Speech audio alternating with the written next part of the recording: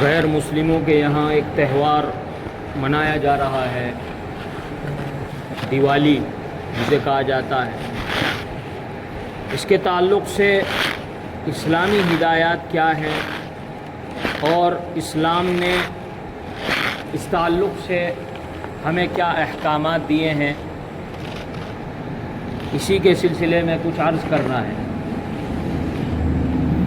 قرآن کریم کی ایک آیت میں نے ابھی پڑھی، اس کے اندر اللہ تبارک و تعالی نے ارشاد فرمایا کہ اے لوگو، اے مسلمانوں، تم ظالمین کی طرف میلان مت رکھو، ورنہ تمہیں جہنم کی آگ پہنچ جائے گی اور اللہ کے علاوہ کوئی تمہارا مددگار اور ناصر اور حامی نہیں ہے۔ اس آیت کے اندر اللہ نے ہمیں حکم دیا کہ ہم ظالمین سے مراد اس آیت کے اندر اللہ کے دشمن ہیں، اللہ کے نافرمان، اللہ کو نہ ماننے والے، یعنی غیر مسلم اور کافر ہیں۔ اللہ فرماتے ہیں کہ ان کافروں کی طرف میلان مت رکھو، دلی محبت اور دلی تعلق نہ رکھو۔ ایک تفسیر تو حضرت عبداللہ بن عباس یہ کہتے ہیں کہ اس سے مراد محبت اور دل کا میلان ہے، اور دوسری تفسیر کے اندر فرمایا کہ اللہ کے نافرمانوں کی، کافروں کی خوشامد مت کرو، اور تیسری تفسیر کے اندر ارشاد فرمایا کہ غیر مسلموں کے اعمال پر خوشی کا اظہار مت کرو، فتمسکم النار، ورنہ جہنم کی آگ تمہیں پہنچ کر رہے گی۔ آج یہ دیکھنے میں آتا ہے کہ ٹھیک ہے، غیر مسلم وطنی بھائی ہیں، ان کے جو افعال ہیں اللہ ان کو ہدایت دے، وہ جو کر رہے ہیں، لیکن کچھ مسلمان خوشامد اور ڈر کہہ لیجئے یا خوشامد کہہ لیجئے یا دلی محبت کہہ لیجئے یا ان کی اطاعت کہہ لیجئے، اس میں آ کر مبارکبادی پیش کرتے ہیں، دیپاولی کی ہاردک شبھ کامنائیں یہ پیش کی جاتی ہیں۔ کوئی اسٹیٹس لگا رہا ہے، تمام مطلب الگ الگ طرح کے اسٹیٹس ہوتے ہیں، کہیں پر ہولڈنگ لگے ہوئے ہیں۔ اس کے بارے میں قرآن کہتا ہے وَلَا تَرْكَنُوا إِلَى الَّذِينَ ظَلَمُوا۔ فقہاء نے لکھا ہے اور مفتیان کرام کا متفق علیہ فتویٰ ہے کہ غیر مسلموں کے تہوار پر خوشی منانا اور ان کے ساتھ شریک ہونا، چاہے وہ غیر مسلم کوئی بھی ہوں، یہودی ہوں، چاہے ہندو ہوں، چاہے مجوسی ہوں، یہ ناجائز اور حرام ہے، مبارکباد دینا۔ لیکن ایک یہ ہے کہ انسان کے ریلیشن ہے، تعلقات ہیں، بزنس پوائنٹ سے، بزنس پرپس سے اس کو تعلق رکھنے پڑتے ہیں، تو اس میں اتنی گنجائش دی گئی ہے کہ اتنا کہہ سکتے ہیں کہ ہماری نیک تمنائیں تمہارے ساتھ ہیں، یہ کہہ سکتے ہیں۔ نیک تمنائیں سے مراد ہے کہ اللہ تعالیٰ تمہیں ایمان کی ہدایت دے دے، یہ نیک تمنا ہم کرتے ہیں، بس اتنا کہہ سکتے ہیں۔ باقی مبارکباد دینا، ہارتی شبھ کامنائیں دینا، اس کی اسلام میں گنجائش نہیں ہے۔ اصل میں اسلام کا مزاج بہت حساس ہے۔ اعتقاد کے اندر آپ دیکھیں، غیروں کی مشابہت اسلام نے بالکل منع کر دی۔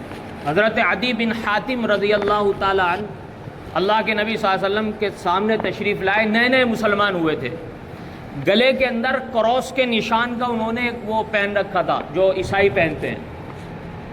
آپ نے ناراضگی کا اظہار فرمایا اور حضور نے ارشاد فرمایا کہ یہ کیا تم نے بت اپنے گلے میں لٹکا رکھا ہے۔ اسی طرح سے تہوار اور جشن غیر مسلم اگر منا رہے ہیں، اس میں شرکت کو اور اس میں خوشی منانے کو بھی اسلام ناجائز اور حرام قرار دیتا ہے۔ چنانچہ ایک مرتبہ یہودی اللہ کے نبی صلی اللہ علیہ وسلم کے پاس آئے، حضرت عمر کے پاس آئے اور کہا کہ عمر، اللہ نے تمہارے قرآن میں ایک ایسی آیت اتاری ہے کہ اگر ہمارے اوپر وہ آیت اتار دیتا اللہ تو ساری زندگی ہم اس دن کو خوشی کا دن مناتے، عید کا دن مناتے۔ کون سی آیت ہے؟ الیوم اکملت لکم دینکم واتممت علیکم نعمتی، کہ آج میں نے تمہارا دین تم پر مکمل کر دیا اور اپنی نعمتیں تم پر مکمل کر دی۔ ورضیت لکم الاسلام دینا، اور اللہ کہتے ہیں میں صرف دین اسلام سے راضی ہوں۔ اسلام کے علاوہ جتنے مذہب ہیں دنیا کے اندر اللہ کی نگاہ میں سارے ناپسندیدہ ہیں۔ اللہ کے یہاں صرف ایک مذہب قابل قبول ہے، وہ ہے اسلام۔ اور ایک تہوار اور منایا جاتا ہے جس سے غیر مسلم ہمارے مسلمان بھائی اس میں شریک ہوتے ہیں، پتنگ بازی اور بسنت پنچمی، پتنگ بازی بسنت کا تہوار۔ اس کے بارے میں عجیب و غریب تحقیق لکھی ہے، ایک ڈاکٹر بی ایس نجار ہیں، انہوں نے ایک کتاب لکھی دا پنجاب انڈر مغل گورنمنٹ۔ اس کے اندر انہوں نے واقعہ لکھا ہے کہ بسنت کا تہوار جو شروع ہوا اس کی حقیقت کیا ہے۔ حضرت اورنگزیب رحمۃ اللہ علیہ کے زمانے میں ایک غیر مسلم لڑکا تھا، حقیقت رائے نام تھا اس کا، پنجاب کے سیال کوٹ کا رہنے والا تھا، اور اس کی شادی لدھیانہ کے اندر ہوئی، اور اس نے وہاں پر ایک مسلم کالج کے اندر داخلہ لیا،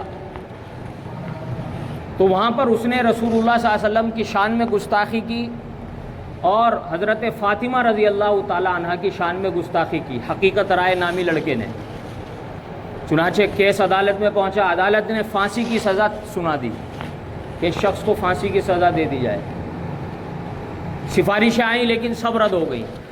آخرکار حقیقت نامی رائے اس بدبخت کو پھانسی دے دی گئی۔ تو جو غیر مسلم تھے انہوں نے کیا کیا، پیلے کپڑے پہنے اور حقیقت رائے کی سمادھی بنا دی، وہاں ناچ گانے کرے اور پتنگ اڑائی، پتنگ بازیاں کی، پیلے کپڑے پہنے، پتنگ بازیاں کی، ناچ گانے کیے۔ چنانچہ بسنت کے تہوار میں یہ ہوتا ہے، جب بسنت کا تہوار آتا ہے تو غیر مسلم خوشیاں مناتے ہیں، ناچتے گاتے ہیں، پیلے کپڑے پہنتے ہیں، پتنگ اڑاتے ہیں۔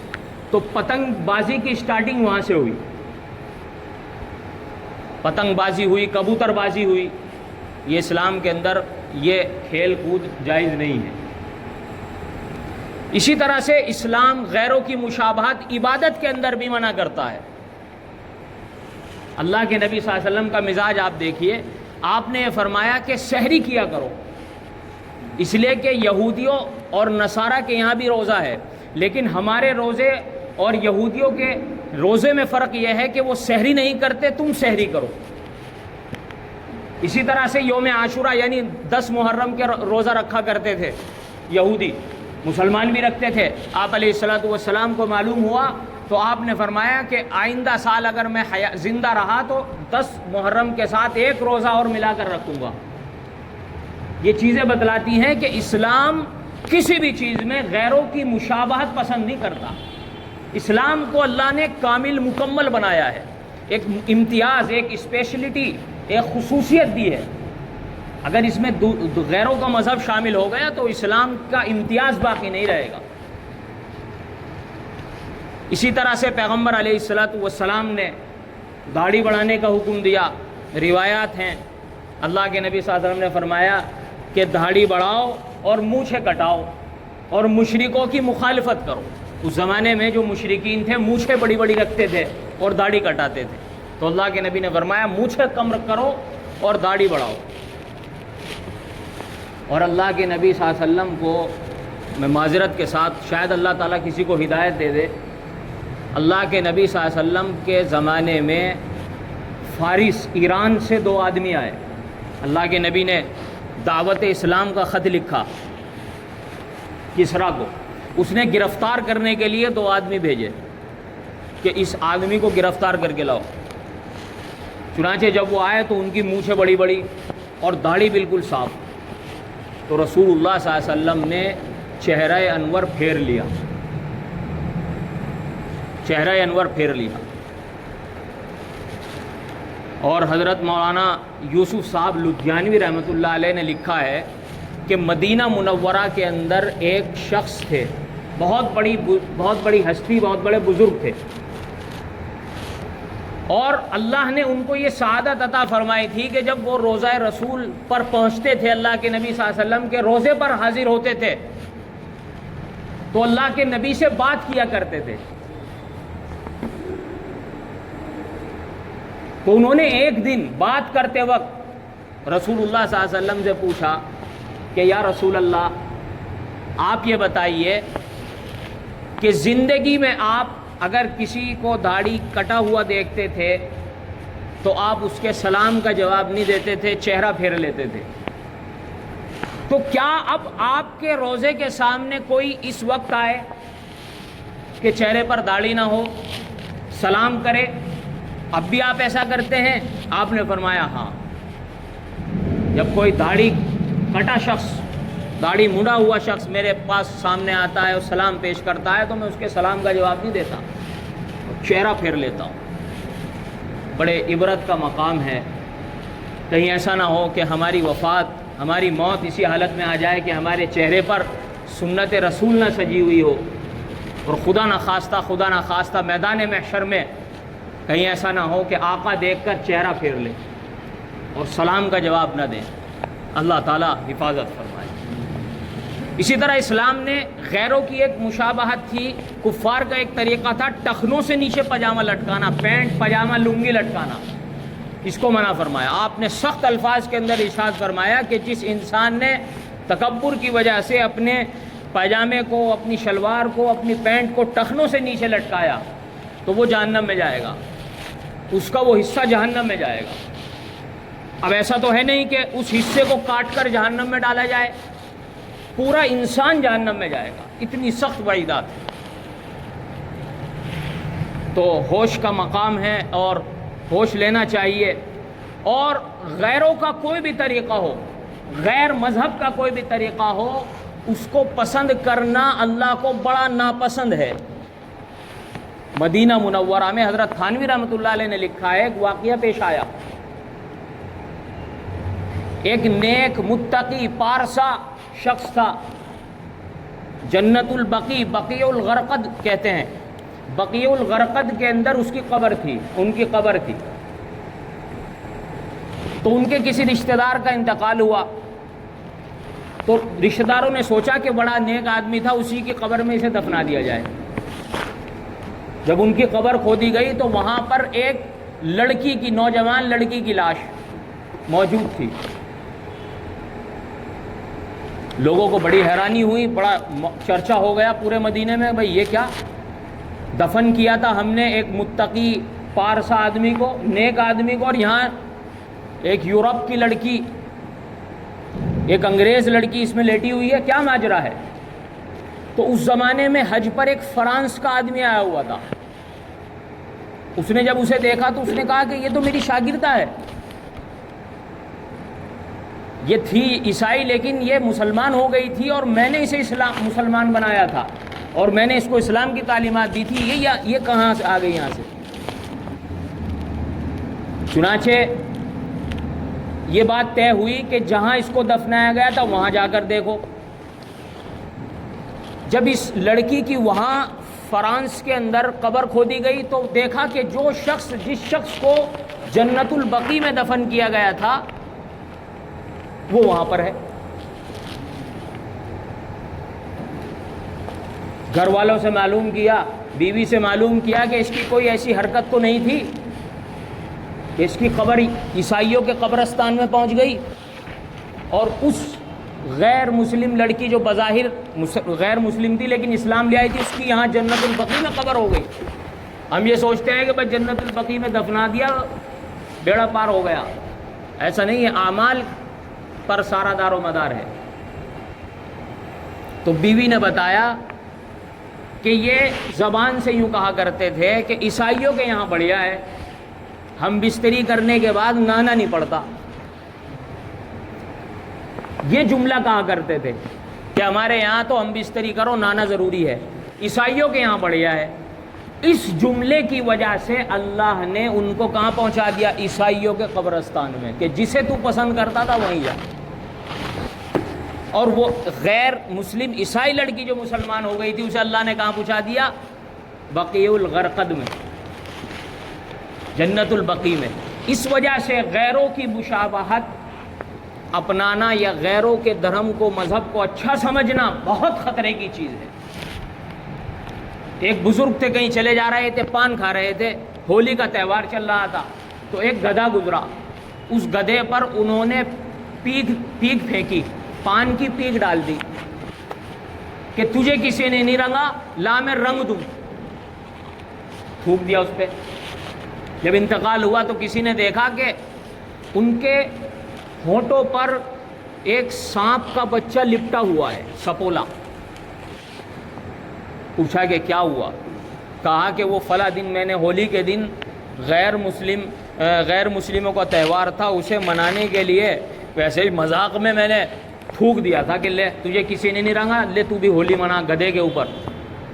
تو اللہ کو اتنی بات ناپسند آ گئی۔ آج بڑا افسوس کا مقام ہے کہ تہوار غیروں کا ہے لیکن پٹاخے ہمارے محلوں میں چھٹ رہے ہیں۔ کہیں ایسا نہ ہو کہ اللہ تعالیٰ انہی کے ساتھ کھڑا کر دے۔ بہت احتیاط اور بہت بچنے کی ضرورت ہے۔ اچھا، مشابہت کس کی اختیار کی جائے؟ نیک لوگوں کی۔ بنو اسرائیل کے اندر ایک مسخرہ تھا، مسخرہ، کامیڈین آدمی تھا۔ تو وہ کیا کرتا تھا؟ حضرت موسیٰ علیہ السلام کی نقل اتارتا تھا۔ حضرت موسیٰ کی طرح جبہ پہن لیا، پگڑی پہن لی، اور حضرت موسیٰ کی طرح باتیں کر رہا ہے، مذاق اڑا رہا ہے ان کی۔ جبہ قبہ پہن کر حضرت موسیٰ جیسی شکل بنا لی۔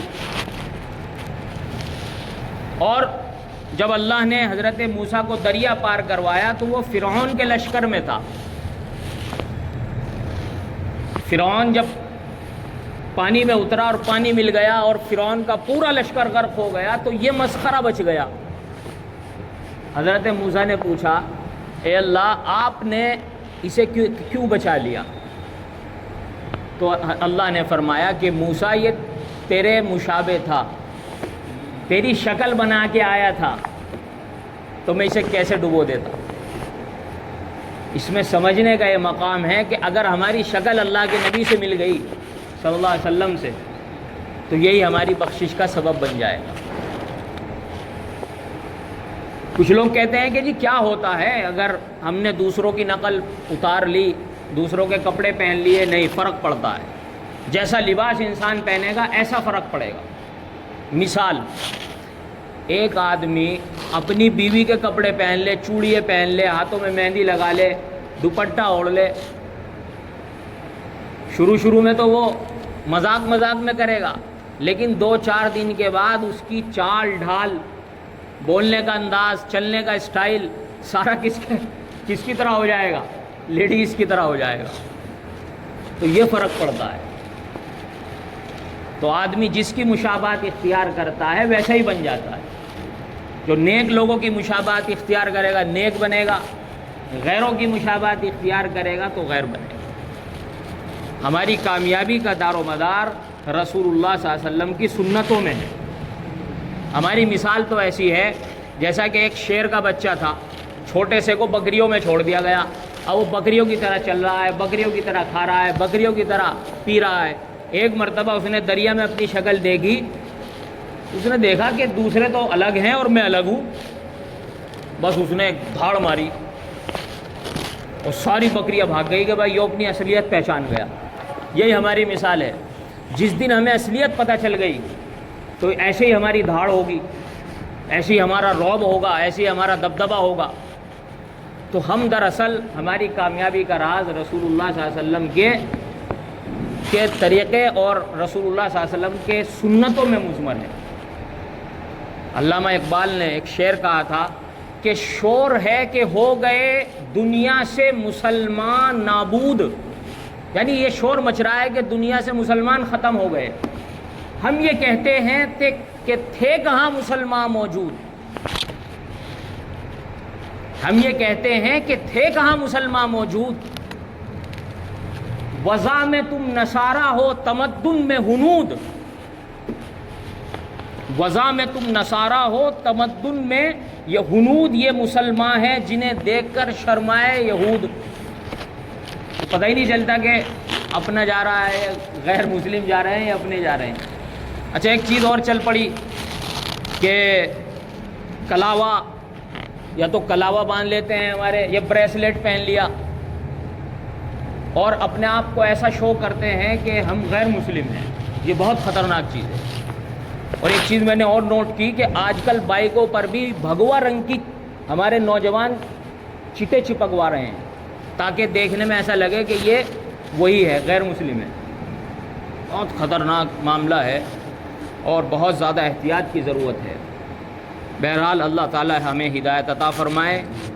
اور غیر مسلموں کو مبارکباد دینا جائز ہے یا ناجائز، اس بارے میں نے بتا دیا کہ اگر کوئی غیر مسلم آپ کو دیوالی کی مبارکباد دے تو آپ اسے کہہ سکتے ہیں اللہ تمہیں خوش رکھے، اللہ تعالیٰ تمہیں دنیا اور آخرت میں خوش رکھے. کیا مطلب؟ آخرت میں تو تبھی خوش ہوگا جب ایمان قبول کر لے گا. یا ہماری نیک تمنائیں تمہارے ساتھ ہیں. نیک تمنا یعنی ایمان لانے کی تمنا. تو اس طرح کے الفاظ کہنے کی گنجائش ہے، لیکن صراحتاً مبارکباد دینا، شبھ کامنائیں دینا، اس کی ہرگز گنجائش نہیں ہے اسلام کے اندر. اللہ تعالی ہمیں دین کی صحیح سمجھ عطا فرمائے. وآخر دعوانا ان الحمد للہ رب العالمین.